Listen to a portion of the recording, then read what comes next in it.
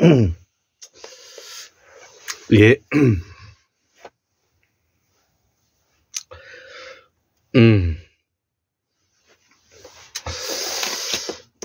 예. 예, 오늘은 2025년 1월 30일, 음력으로는 1월 2일이 되겠습니다. 어제가 설날이었죠. 아침 11시 한 50분이 되었는데요.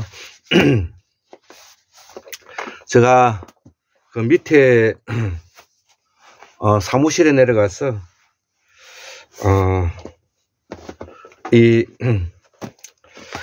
제가 공부하고 있는 이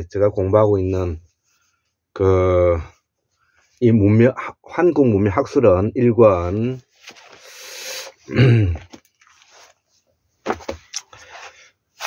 2권, 예. 요 3권, 예. 요 3권까지 지금 현재 제가 다 적었습니다. 예. 3권까지 다, 마쳤습니다. 그래서, 예, 요즘 근래에 이제 공부하고 있는 거니까,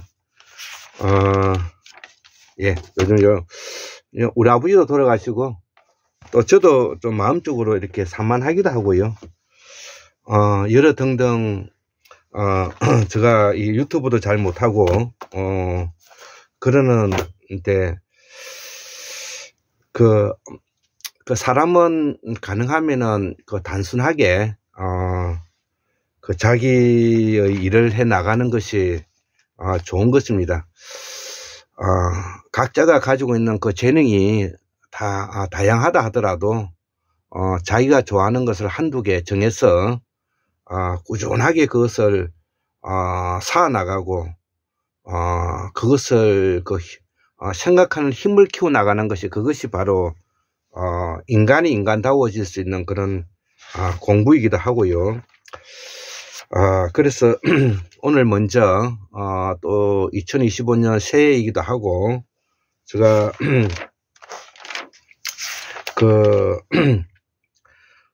오늘 또 행복산책, 2025년 설 특집 두 번째 강의 내용으로서, 자주민족주의 학파인 샤먼 제국, 문명, 제도, 사상을 부활하고, 동학혁명, 3.1정신, 그 다음에 5.18, 이러한 민주공화정의 상권 분립과 원탁회의, 만장일치가 삼지제도의 있음을 알린다, 밝힙니다. 이런 제목으로 오늘 두 번째 이제 강의가 되겠습니다.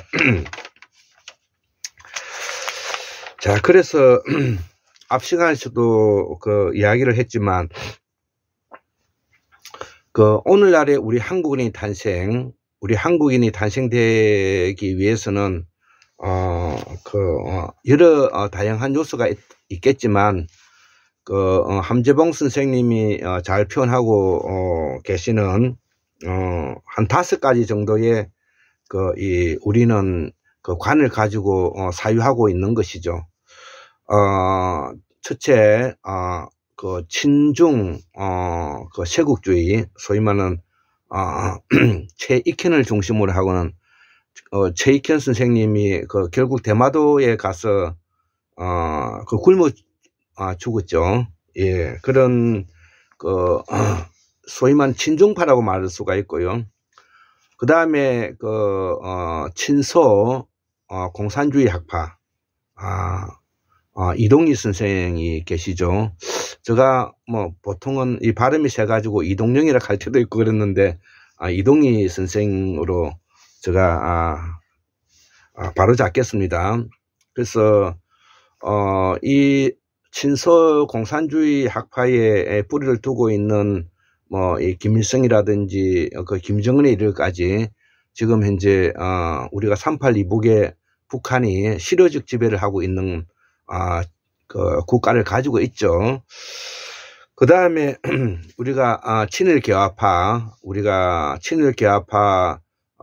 우리가 김옥균이를 비롯해서 6.1준이 서재필이, 박영효 이런 사람들이고, 이제 그 이후에는 이제 친일 부역자로 이제 바뀌게 됐는데, 이때의 친일 개화파와 그 이후에 이제 친일, 이 부역자, 친일, 자들과는 좀 차이가 있긴 하지만, 어쨌든, 우리가 이 역사를 보는데 중요한 것이, 이게 친일 개화파가 있고요. 그 다음에 이제 마지막에 우리가, 그 친미 기독교 학파, 친미 기독교 학파. 그래서 우리가 친미 기독교 학파의 가장 대표적인 사람이 이제 우리가 이승만을 들 수가 있죠. 자, 그러면 이 이승만은 황해도 저기 해주 쪽의 사람으로 제가 알고 있는데요. 그 이제 또 전주 이씨이기도 하고 왕족이기도 하고 또 시험도 몇 번 치고 떨어지기도 하고 했다고 그렇게 알고 있습니다. 그러면서 이분이 영어를 열심히 공부하고 해서 미국 선교사의 도움으로 미국서 매우 프린스턴 대학 이런 데서 좋은 박사학위도 받고 또 1950년대 한국 동란일 때는 메가드하고도 매우 친하고 또 미국의 매우 유력한 정치인들과도 매우 관계가 깊은 그런 뭐 세계적인 어쨌든 인물이라고 볼 수가 있죠. 그리고 이제 마지막에 남은 것이 이제 자주 민족주의 학파인 것이죠. 자주 민족주의 학파가 우리가 가장 대표적으로 신채호 선생, 박은시 선생, 김구 선생 이런 사람들이 이제 대표적인 것이죠. 그래서 지금 이제 우리 한국민들이 잘 알고 있겠지만은 오늘날의 우리 한국인의 탄생을 볼 때 친소쇄국주의 학파도 실질적으로 이제 몰락하고 뭐 이 친중 쇄국주의 학파가 최익현을 중심으로 하는 유학파라고 말할 수가 있죠. 유학. 그래서 조선과 망함과 동시에 유학 학파들이 실질적으로 이제 몰락했다 이렇게 볼 수가 있고요.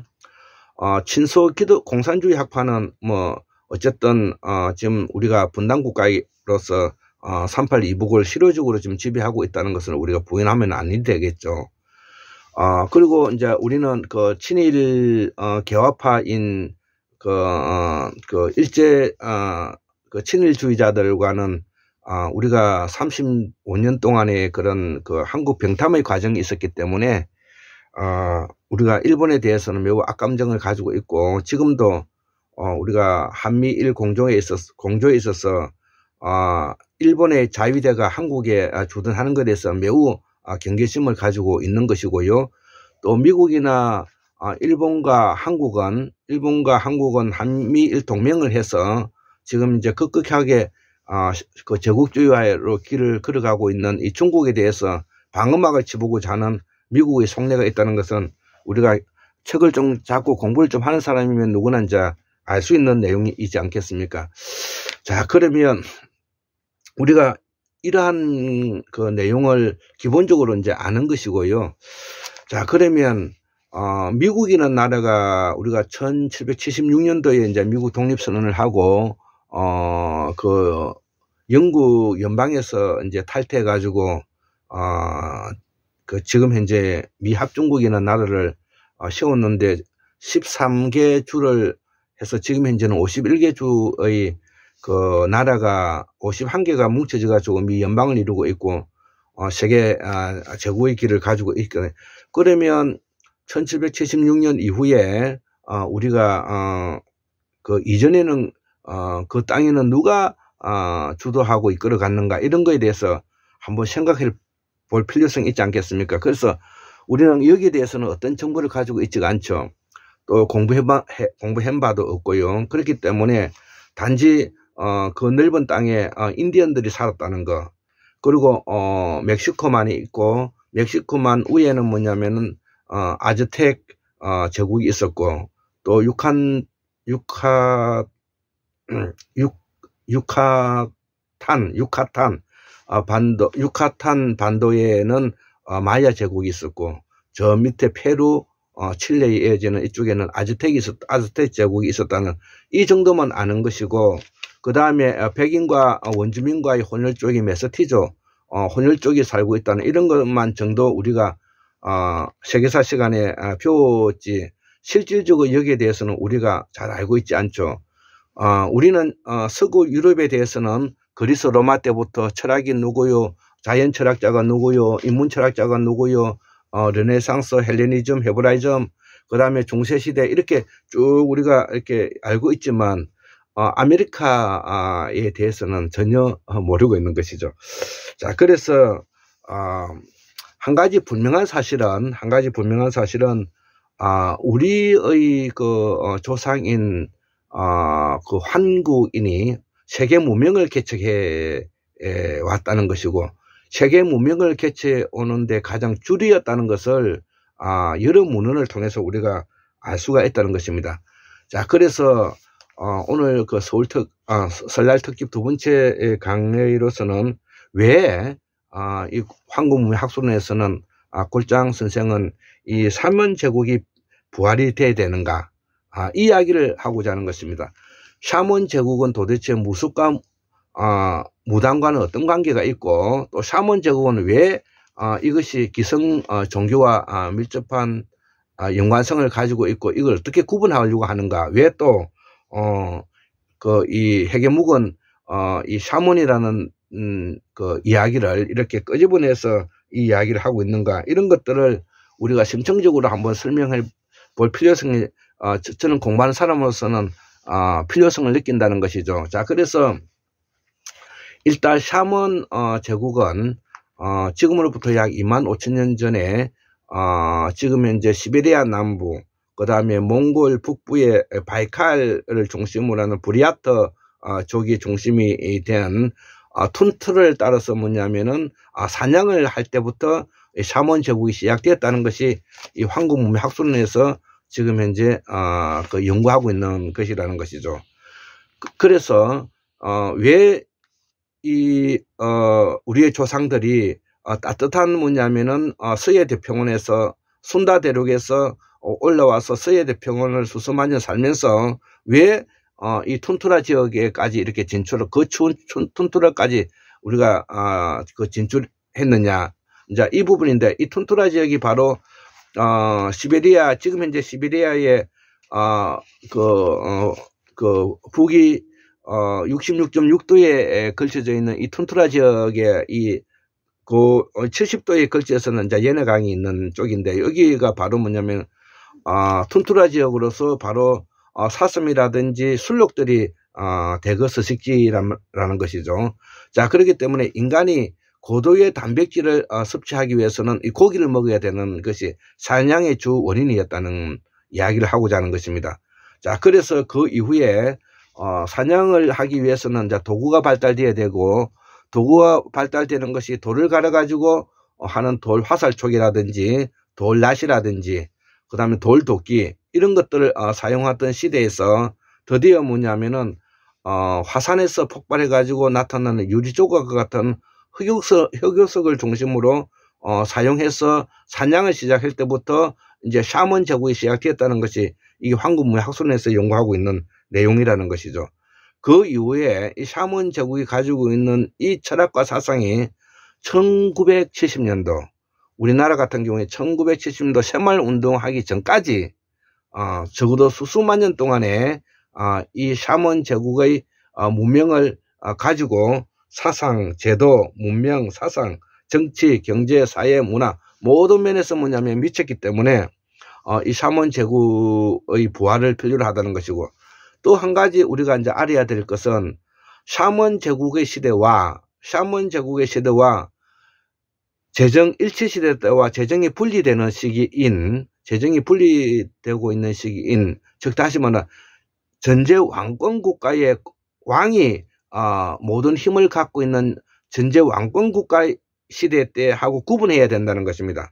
우리가 이거를 일률적으로 보게 되면은 혼란이 오기 때문에 재정 일치 시대 때의 환인과 재정이 분리되는 시기의 환인과는 차이가 있다는 것이죠. 자, 그래서 재정이 분리되는 시기에서는 실질적으로 뭐냐면은 왕이 중심이 힘이 권력자가 되고 제사장이 권력이 줄어들고 또 더불어서 재정이 일치시대 때는 샤먼 시대 때는 국강상이라 해서 훌륭한 인재를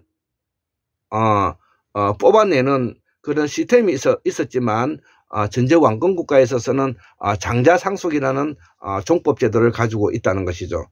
이 종법 제도를 완성한 사람이 바로 주나라의 철학자인 공자이고, 그 다음에 전국시대 때 그 맹자가 이걸 완성했던 사람인 것이죠. 그래서 전제 왕권 국가의 가장 철학과 사상을, 정치 사상과 철학을 정비한 사람이 바로 공자와 맹자가 된다는 것을, 그 시대가 이제 춘추 전국 시대가 되고요. 그것이 바로 무엇이냐? 바로 그 주예법, 그 주례라 그래, 주례. 그러니까 주나라의 예법을 말하는 것입니다. 종법 제도를 말하는 것입니다. 그리고 종법 제도와 더불어서 장자상속, 예, 그다음에 봉건 제도, 예, 이런 것들이 뭐냐면은 전제 왕권 국가에서 대표적으로 뭐냐면은 가지고 있는 사회 시스템이라는 것이죠. 자, 그래서 이러한 전제 왕권 국가가 나오기 이전에 재정 일치 시대 때 가지고 있는 국강상의 제도인 우리가 환인의 시대, 환웅의 시대, 당군의 시대와 그 다음에 전제 왕권 국가의 환인의 시대, 환웅의 시대, 당군의 시대가 다소 차이가 있다는 점을 우리가 설명하고자 하는 것입니다. 자, 그래서 우리가 샤먼 제국도 바로 이러한 재정이 분리되지 않았던 시기를 우리가 샤먼 제국의 1기, 그 다음에 그 이후를 샤먼 제국의 2기라고 한다는 것이죠. 자, 그러나 넓은 의미로서 샤먼 제국의 1기, 2기는 다 샤먼 제국에 들어가기 때문에 이것이 언제까지, 우리나라 같은 경우는 1970년도 박정희 새마을운동하기 전까지, 산업화가 되기 전까지 바로 우리가 그러한 샤먼 제도의 사상을 가지고 있었다는 것이죠. 자, 거기에 우리가 나왔던 기성 종교가 바로 세계적인 종교가 우리가 유교, 불교, 도교, 기독교, 가톨릭 같은 이런 시대가 바로 번성하던 시대였다는 것이죠. 자, 그러면 이제 산업화 시대가 지나고 우리가 이제 2025년 지금의 시대에서는 이제는 기성 종교가 모두 이제는 그 역할을 다 했던 것이죠. 그 전에는 왕과 귀족인 중과, 왕과 귀족인 유학자와 왕과 귀족인 성직자가 중심이 되어서 나라를 통치했다면, 이제는 왕도 없고 성직자도 없는, 즉 다시 말해서 국민이 주권을 가지고 있는 국민 주권 시대로 왔다는 것이죠. 자, 그렇기 때문에 국민 주권 시대 때 부합할 수 있는 사상과 철학이 바로 무엇인가를 고민했을 때 샤먼 제국의 부활이라는 것을 제가 들고 나오지 않을 수밖에 없다는 것이죠. 자, 그래서 또 여기에 이제 또 요 근자에 이제 공부하고 있는 내용 부분이 바로 우리는 이런 온누리에 우리가 쓰고 있는 말과 글, 우리가 쓰고 있는 신앙과 우리가 쓰고 있는 종교, 우리가 쓰고 있는 그 글자가 모두 다 우리 환인의 역사에 우리가 자랑거리이기 때문에, 자, 이것을 뭐냐면은 가지고 활동했던 무대가 어디냐, 거기 우리가 북위 30도에서 34도에 걸쳐서는 봄, 여름, 가을, 겨울 이렇게 좁게 해석할 수도 있지만, 제가 또 이렇게 보면 북위 30도에서 북위 60도에 걸쳐져 있는 다소 폭이 넓은 이 강역에서 샤먼 제국 1기, 샤먼 제국 2기가 함께 있는 봄, 여름, 가을, 겨울 문명, 즉春夏秋冬 문명, 이것이 바로 뭐냐면 샤먼 제국 시대에 걸쳐져 있는 우리의 강역이었더라. 그 강역의 가장 대표적인 것이 1차적으로 우리가 서예대 평원이 있고요. 그 다음에 지금 이제 유럽의 지중해가 있고, 그 다음에 지금 현재 미주 대륙에 지금 현재 이 멕시코만이 바로 이 역할을 하고 있다는 것을 우리가 기본적으로 이해를 해야 되는 것입니다. 우리는 까마득하게 박용수 선생님만 하더라도 샤먼 제국과 샤먼 문명이라는 그 책에서 보면 우리의 모든 사상과 철학과 예술과 해와 모두가 뭐냐면은 지중해 문명권에서 이전해왔다. 유라시아를 거쳐서 이전해왔다. 예, 이 말도 맞고요. 또 지중해 문명권의 핵심이었던 크레타 문명, 크레타 문명이 1425년 BC 1425년에 완전히 몰락을 하죠. 이 몰락했던 세력이 지금부터 3400년 전입니다. 몰락했던 세력들이 대서양을 건너서 미주에 도착했다는 말도 맞고요. 또 우리가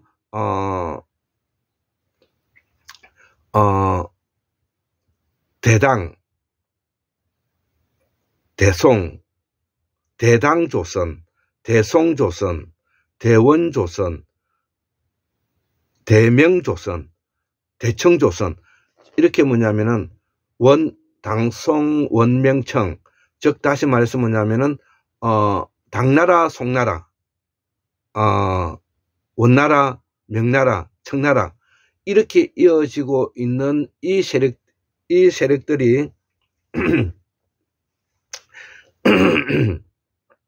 이 세력들이 지금 현재 우리가 현재의 중공, 현재의 우리가 이 조선반도 일본 열대까지 그 문화가 있었다는 것도 또 사실이고요. 또 지금 현재 한부일 선생님이라든지 그 다음에 박종윤 선생님이라든지 그 다음에 우리 한부일 선생님, 그 다음 박인수 선생님, 이런 분들이 연구하고 있는 아메리카 대조선, 아메리카에 조선이 있었다는 것도 우리가 뭐냐면은 주목해야 될 일이라는 것이죠. 예. 우리는 거기에 대해서 정보를 전혀 가지고 있지 않아서 또 거기에 대해서 공부를 안 하고 있고, 당연히 거기에 대해서는 관심을 우리가 열의를 하고 있는데, 우리가 배성태 선생님이라든지 아니면 또 러시아의 학자라든지 아니면 일부 지금 미국에도 제야학자들이 많지 있지 않겠습니까? 이런 학자들이 연구를 보면 적어도 뭐냐면 1403년에서 1433년 대명조선의 가장 위대한 그 황제가 바로 영락제지 않습니까? 영락제의 그 이름이 주체라 그러는데, 주체인 영락제 왕이 바로 정화를 시켜서 6차에 걸쳐서 7차에 걸쳐서 세계를 뭐냐면 정화에 대해 황해를 하면서 이때에 세계 황해를 개척하였고, 이 황해를 개척한 길을 따라서 그 이후에 포르투갈, 스페인 이런 데서 마젤란, 그 다음에 크리스토퍼 콜럼버스, 이런 사람들이 그 황해를 시작해서 그 이후에 여기 대명조선에 살았던, 또 조선에 살았던 이런 세력들이 바로 조선의 주체 세력들이 북미 대륙 소위 말하는 오데오, 콜로라도, 기타 미시시피강, 기타 이 멕시코만에서 번성했다. 그때 우리가 만들어지는 그 책들이 바로 세종실록 시리즈, 그 다음에 조선왕조실록, 그 다음에 그 당시에 그 귀족들의 문집들, 이런 것들이 뭐냐면은 그 무대를 하고 있다는 것을 우리가 놓쳤던 부분을 저 역시도 문성서 선생님의 그 강의와 한부일 선생님, 박인수 선생님 책 등등을 두루두루 고찰해 볼 때 그 내용이 우리 샤먼 제국의 부합성을 가지고 있기 때문에 저도 여기에 이제 연구를 하였고, 그 내용을 우리가 간단하게 좀 설명을 하고 오늘 두 번째 강의는 마칠까 합니다. 자, 그래서 그러기 위해서는 우리가 아메리카 대조선 소위 말하는 북미 오데오에 이제 소위 말하는 인디언들이 원주민이 살고 있었지 않겠습니까? 그 원주민의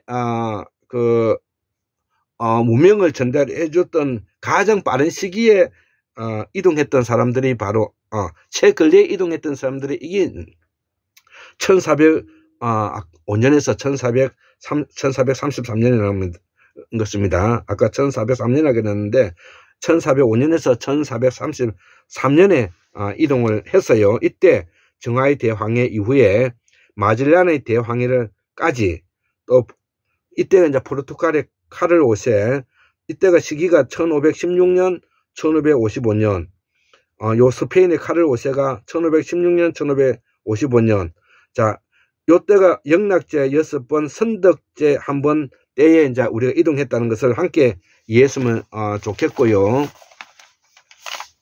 자 그러면 카를 5세 때인 1516년에서 1555년 요 사이에 우리가 대표적으로 임진왜란이 일어났죠. 1529년에 임진왜란이 일어났다는 것을 우리가 이해를 해야 되겠습니다.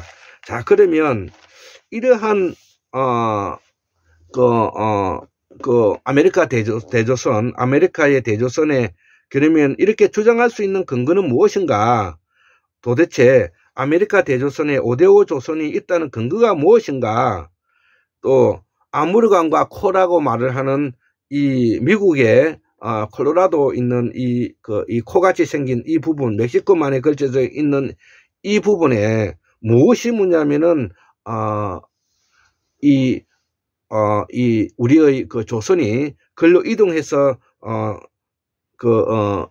정치 제도를 가지고 있었는가 이런 것들이 뭐냐면은 이야기에서는 가장 큰 틀에서는 세계에 여러 널려져 있는 유적주의 있는 샤먼 제국의 에서 해답을 저는 찾아야 된다고 보는 것입니다. 그래서 샤먼 제도를 가지고 있는 샤먼 제국의 부활이라는 이름을 이야기하고 있는 겁니다. 그래서 여기 한 몇 개 이제 이렇게 문승서 선생님이 연구를 한번 이렇게 적어보면 1932년도에 어린이 잡지에 총 판매 광고하는 나라가 조선이라 1932년도입니다. 일제시대 때죠. 어린이 잡지에 총판매 왜 그 당시에 이 총판매 광고를 하고 있는 것이 이 조선인가? 그리고 1932년도에 동광이라는 월간지에 전 세계 뉴스를 다루고 있더라는 것입니다. 두 번째, 총의 나라 조선. 세 번째, 웨이는 일본을 말하죠. 웨이는 조선의 원래 식민이었다. 예, 이런 것도 한번 생각해 보고요. 네 번째, 카스피해는 멕시코만에 있었다. 그래서 우리가 카스피해가 지금 이제 흑해 옆에 있는 것이 우리가 카스피해라고 알고 있는데 원래 카스피해는 멕시코만에 있었다 이 말입니다. 다섯 번째, 모스크바도 왜 미국에 18곳이 있느냐?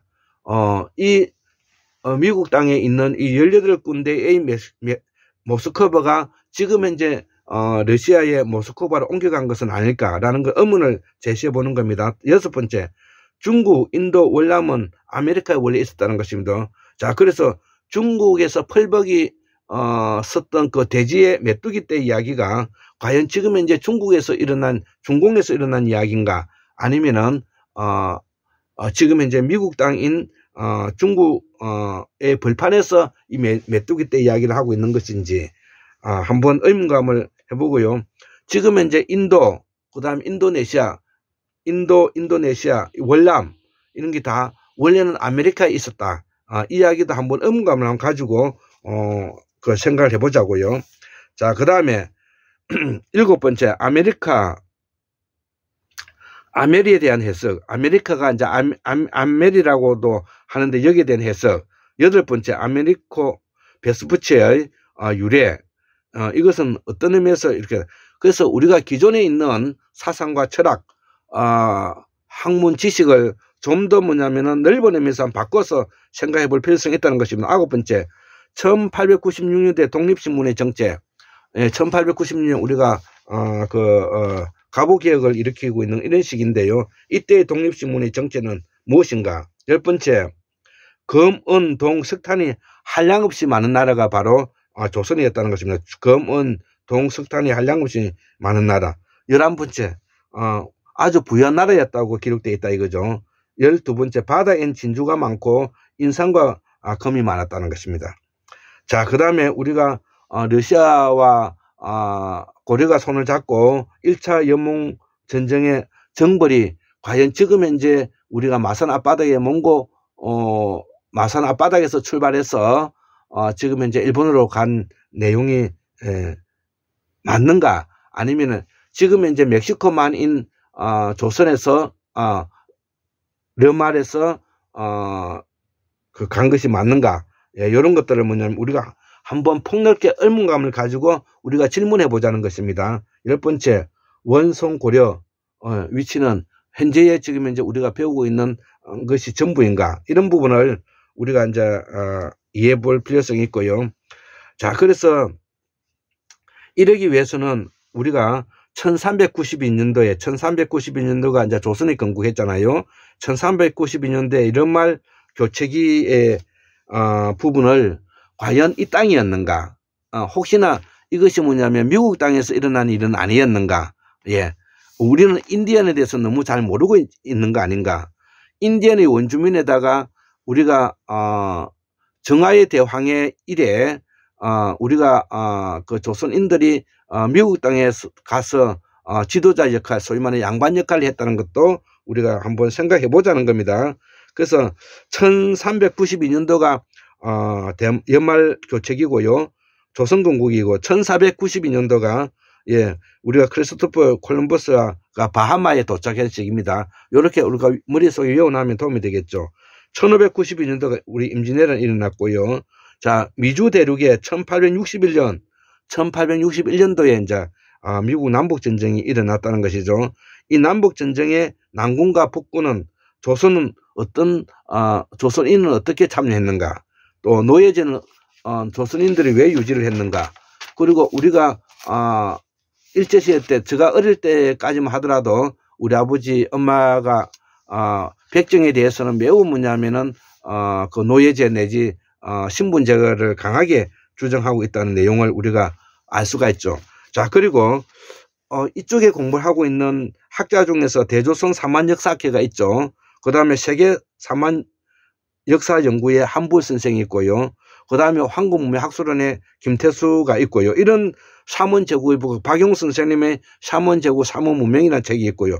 이런 거를 볼 때 가장 공통적인 것은 뭐냐면은 삼한시대를 말하는 삼한시대, 삼지제도를 말하는 것입니다. 즉 다시 말하면 제사장 계급, 군사 계급, 그 다음 생산자 계급, 이것을 하면 고구려 백제 신라를 생각하면 됩니다. 이것이 하나의 연방국가 형태라는 것입니다.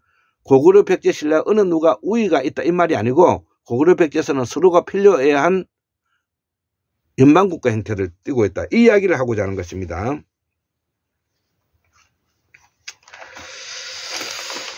자, 그래서 자, 이야기가 나왔으니까 조금 더 하겠습니다. 그래서 이 미국의 캘리포니아 남부에 있는 이 캘리포니아는 지금 이제 나성이라고 표현하는데 미국으로 보면 서부에 있는 땅입니다. 나성에 이때 뭐냐면은 일본이라는 나라가 있었죠. 재편이라는 나라. 그 일본이라는 나라 그 땅 사람들이 있었는데 그 일본은 우리가 넓은 의미에서 대명조선, 동국조선, 열도조선은 같은 뭐냐면 조선인이기 때문에 이것도 한번 생각해 볼 필요성이 있고요. 그래서 약 1800년대에 이 LA 지역에 약 315명 정도로서 출발한 도시가 지금 현재 LA다. 그래서 그때는 농업에서 목축으로 전환하였고요. 자, 그때 썼던 우리가 표준어가 광동어였다는 거, 예, 이런 것들은 새로운 우리가 공부고 내용들이지 않겠습니까? 자, 그래서 샤먼 제국이 몰락한 것은 산업혁명과 관계가 된다. 그보다 더 몰락의 길을 걸었던 것은 제국주의 때문이다. 이렇게 이제 황금문학술에서는 설명하고 있고요. 이를 이해하기 위해서는 첫째, 정화의 대황해, 두 번째, 마젤란의 대황해를 시작으로 세계화에 접어들었기 때문이고 이것을 우리가 바닷길을 개척해서 전 세계로 누비고 있는 시기를 이야기하는 겁니다. 15세기를 말하는 겁니다.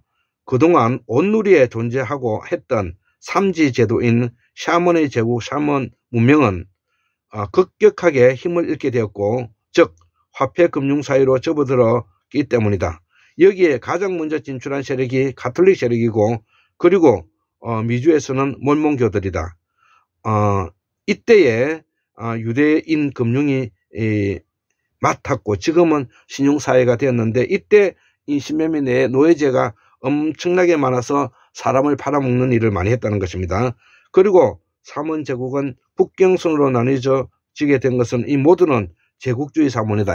자, 그래서 이 사먼 제국이 1차 세든 2차 세든 제국주의 길을 걸으면서 전 세계가 지금 현재 나누어졌다는 겁니다.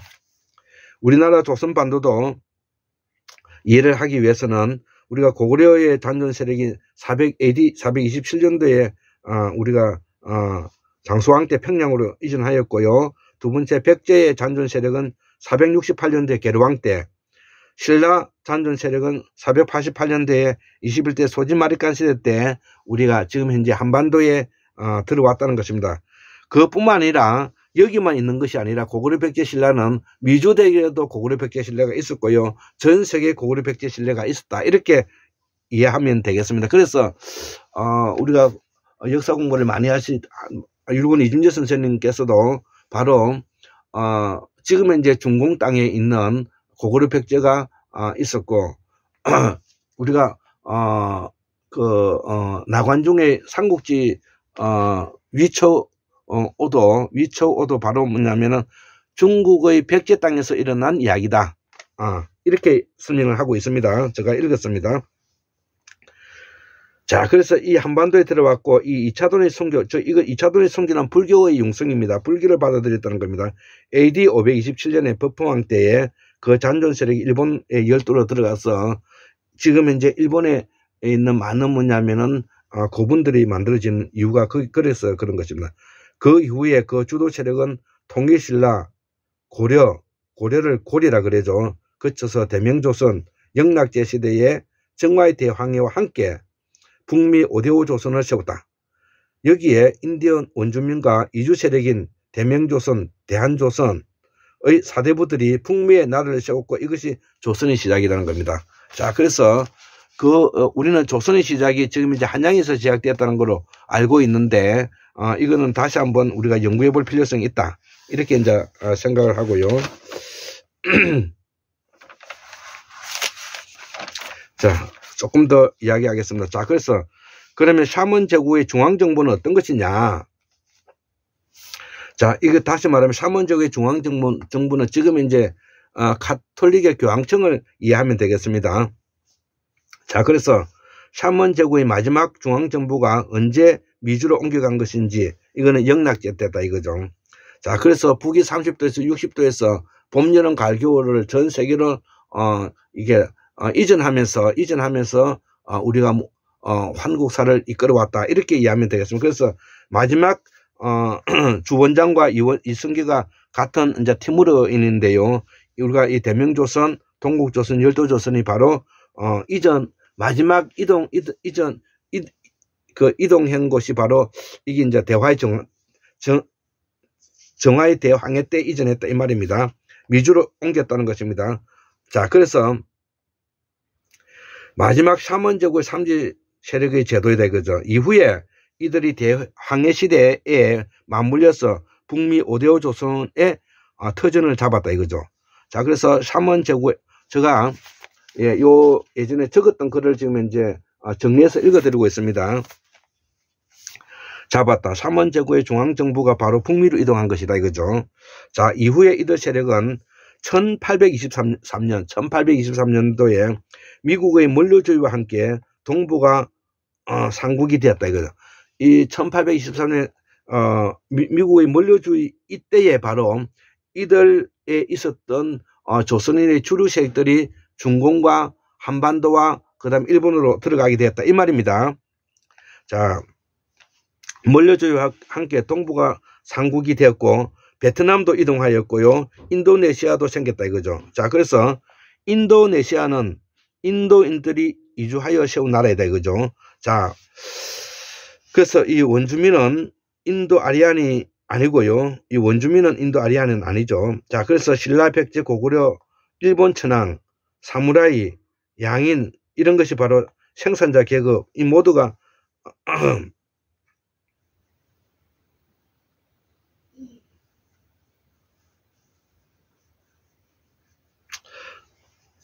이러한 제도를 가지고 있다는 것입니다. 자, 그래서 이들은 바로 범어를 사용하였으며 풍류도인 신바람 사상을 가지고 있고요. 인도의 브라만교 내지 힌두교를 가지고 있고 지금 현재도 우리 한국 사회는 바로 힌두교 사회인 계급제도와 힌두교 사회의 다신교를 믿고 있는 나라가 이게 바로 무속과 무당입니다. 만장일치 화백제도 계급사회 노예제가 바로 성행하였고 이것이 바로 인도의 카스트 제도하고 같은 내용입니다. 1800에서 1860년까지 조선 세도 정치 하였는데 이때 많은 조선 양반이 족보 문집을 가지고 한반도 이주하여 왔다 이거죠. 마지막 사색당파인 서인계 노름만이 일제에 부역하였는데 이 노름계 서인들이 바로 일제에 있는 그 북미에 있는 그 LA 지역의 서쪽에 있는 이 재팬에 있는 자들과 손잡고 일제에 부역하였다는 뜻입니다. 이들은 1910년 한일 합방에 찬성하였으며 일제 76인의 자기를 받은 대상자이기도 하다 이거죠. 이들이 샤먼 제국의 물리적 병합에 동의하였던 세력들이고 즉 한일 병합에 찬성했던 세력들이고 이후에 이 해동조선은 분단되었고 대명조선은 청을 거쳐서 중화인민공화국이 되었다는 겁니다.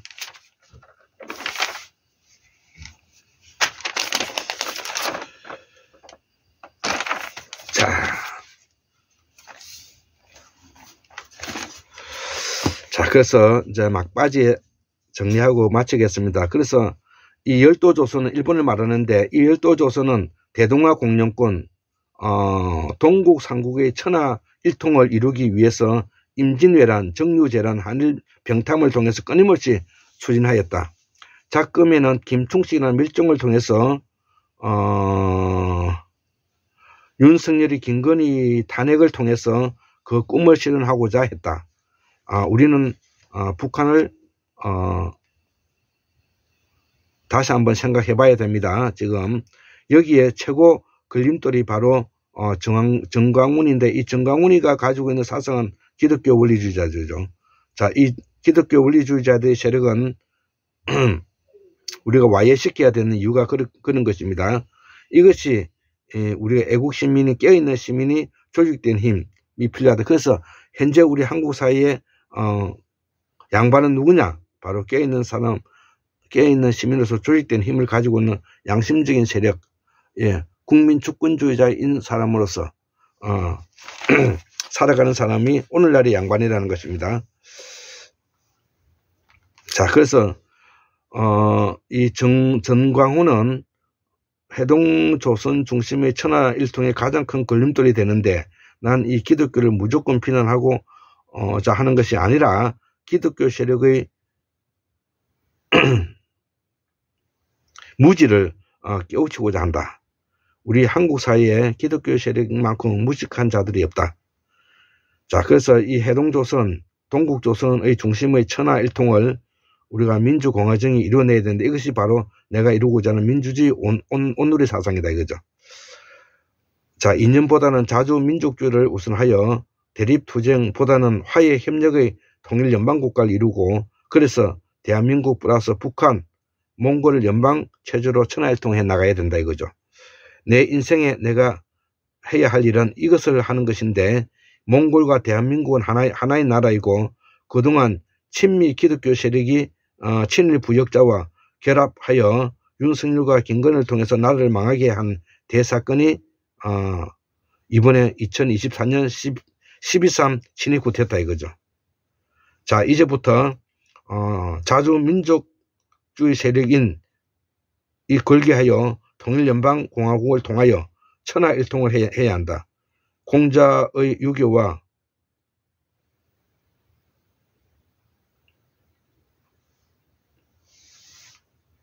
석가의 불교를 통해 예수의 기독교를 통해서 갈기갈기 찢어진 샤먼의 역사를 우리 부활하고자 한다. 예, 이것이 오늘 뭐냐면은 제가 샤먼 제국의 부활의 내용이라는 것이죠. 자, 그래서 지금 현재 우리는 몽골과 항상 같은 민족이라는 이름으로 생각을 같이 하면서 또 북한과 항상 깊은 생각을 가지면서 우리가 천하일통, 샤먼 제국의 천하일통을 위해서 노력하는 것이 샤먼 제국의 부활이다. 이렇게 생각하고 오늘 강의는 마치도록 하겠습니다. 예, 감사합니다.